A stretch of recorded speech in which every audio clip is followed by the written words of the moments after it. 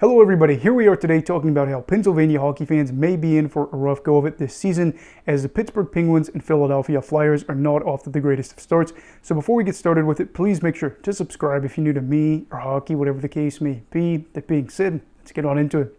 So I do want to start off this video by saying the state of Pennsylvania at times has been blessed in the NHL as these two franchises have combined for 7 Stanley Cups. They've made it to the Stanley Cup Final 14 combined times and have had not only important players for their organization, but iconic players that have a big impact for the league and its history, so that's great. However, things look really bad this year, and it's not really something that's very normal for either franchise, as you have the Pittsburgh Penguins that sit 31st in the league for points percentage, and the Philadelphia Flyers that sit 29th. Now, I know both of these teams might not have been expected to be Stanley Cup favorites, but I don't think we expected them to be as bad as they were, and this is something where you could be looking at both sides being awful at the same time. Don't really know if that's ever really been a common theme in the NHL, at least since I've been around. And looking at this, the Pittsburgh Penguins right now already have missed playoffs 2 years in a row and probably are looking to miss it for a third straight year, something that hasn't happened since the early 2000s, and this is not helped by the fact that they have a 6-game losing streak going on now. They just lost to the Minnesota Wild tonight. I believe it was 5-3. And then you have the Philadelphia Flyers, a team that has not made the playoffs in 4 straight years. And it feels like just yesterday they were in the postseason, but of course now too, it has been closing in on half a decade. But I think that even though they just came off of a 2-0 win over the Boston Bruins, it's still not a good look for this organization that they are so slow out of the gates for this year. And I think too, we can point to the fact that even if these teams did go out there and make the playoffs this season, it probably wouldn't even matter because of the fact that neither team has really had any real playoff success for quite a while now. Yes, Pittsburgh won the Stanley Cup in 2016 and 17. That is still relatively recent championships, but since 2018, I don't think they've advanced a single round. Maybe it's 2019. Yeah, it would have been because 2018 they lost to the Caps in the second round. Either way, again, they have been kind of hitting a brick wall over and over again, and now they're not even making it to the playoffs. Meanwhile, the Flyers, I don't believe have made it out of the second round since 2010 when they would go into the Stanley Cup Final to lose to Chicago as they won their first championship in like 54 years, somewhere around that time. So even if they were able to get things going to make the playoffs, are things really going to be any different? I can't say that they would be. So with all this kind of being brought up and it seeming very sad, are there any good things you can look at over the horizon and say, yeah, they're going to turn things around? I'm going to go out there and probably say no. I don't really think that's the case. Pittsburgh hasn't made it in the past 2 years. Why would third time be the charm here? If you're looking at this, they've got an aging roster with some of these key players still playing good hockey, but they're still struggling in general. Things are not going well for them. Brian Rust is injured at the moment, I believe. Tristan Jarry obviously got sent down to the AHL for like a conditioning stint, and they are losers of 6 in a row. That does not really inspire me to say they're going to get things turned around and become, at the very least, a wild card team. So, yeah, that's kind of just a situation that you have a hard time kind of admitting things are over, because I do think that this organization has true and legitimate playoff expectations for themselves.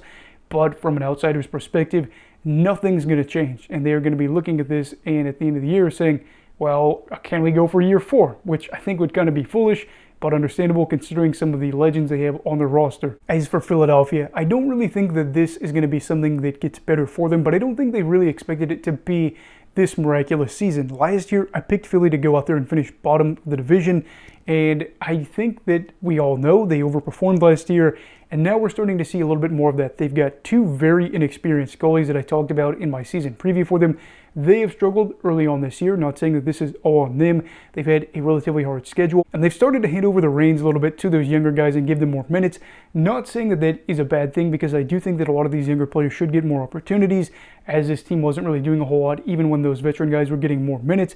But I do think at the same time, too, you kind of have those moments where young players have to learn. They're playing other good teams, maybe some of the best teams in the league, and they're going to go out there and get beat up. So kind of like Pittsburgh, in a way, they're not going to get better, but of course there are different trajectories in where their franchises stand at the moment. So what now for you Pennsylvania fans? I think you're just going to go out there and watch these teams possibly struggle and see a year that you might not be used to, especially for younger Pens fans.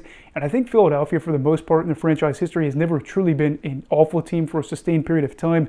Yes, things haven't been perfect, especially in recent years, but it just is weird to imagine these teams being towards the bottom of the league.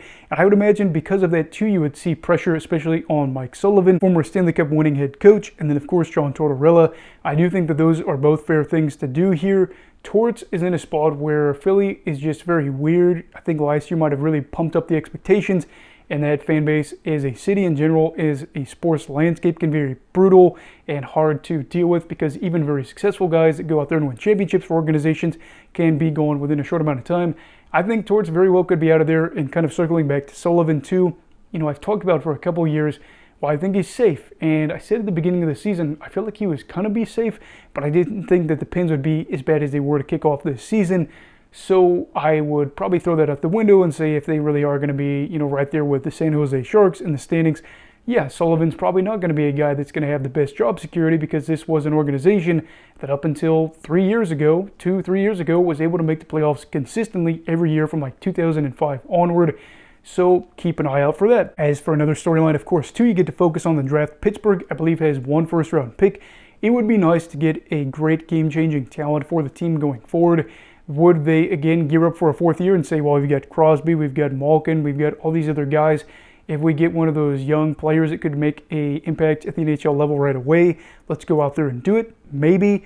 But in general, too, getting a young player for the future would be good for this team, and it certainly wouldn't hurt the player if he was able to develop with some of these stars. As for the Flyers, I think they have 3 first-round picks this year. That is big. I'm not saying that it would be a franchise-altering draft for them, but if the draft went well, especially early on in the first round and whatnot, could be very good for a franchise that is trying to get things going again and get back to being competitive in a division that I think at the moment is really good. Certainly the top teams in that division could go on to win the Stanley Cup. Now, are there any positives to look at for these teams? I do think there's a couple of things you could look at. Again, for Pittsburgh, you're seeing legends play. Again, Malkin, Crosby, I don't know if you really consider Letang a legend, but certainly a player that's been around a long time for the organization, a legend for the club, if you will, as well as some other names. It could be worse. There are teams that go downhill and they just are really bad, and the roster is just filled with no names or guys that you would say, man, they really are past their prime. Sidney Crosby had a terrific year last year. Malkin is having a good start to the season in terms of points and whatnot. I think that you should just be able to enjoy what you've seen over this time, the 3 championships, the 4 trips to the Stanley Cup final, and say, what's done is done. As for Philadelphia, a lot of those younger players are getting time. Medved Mishkov is averaging nearly a point per game, and we knew that this organization, especially with some changes in net and whatnot, would kind of be in a state where you thought they'd be a little bit worse. If they are a truly awful team, it's okay. It's going to be fine, and if it really helps them out for the draft, if we're looking at Philadelphia in a couple of years, saying this was a big pivotal year for this organization to go out there and suddenly become one of the better sides in the NHL, I'm not saying they will, but they could, then again, all positives. You just kind of have the right attitude here, and at the end of the day, it's just about sticking through your team, through thick and thin, and just saying, I was able to be there for that, and maybe even I was able to enjoy some points of this season. So with all this being said, Pennsylvania fans, I guess what I'm trying to say is what we already know. This could be a long year, maybe a year that you've never had to experience before, but it's all about a love for the game and a love for your team. So stick with it and tell me your thoughts on these teams, why they're underperforming, what decisions you'd make. Do you think Pittsburgh should go out there and trade a bunch of guys? Do you think that Philadelphia should fire Torts? And all that stuff down below in the comments. Also, please make sure to like this video if you enjoyed it. Subscribe if you're new. Everybody stay safe. Have a great night. And Eagle of Hockey, all right. Goodbye, Brigadiers and Brigadettes. This is your captain signing off. Have a great night.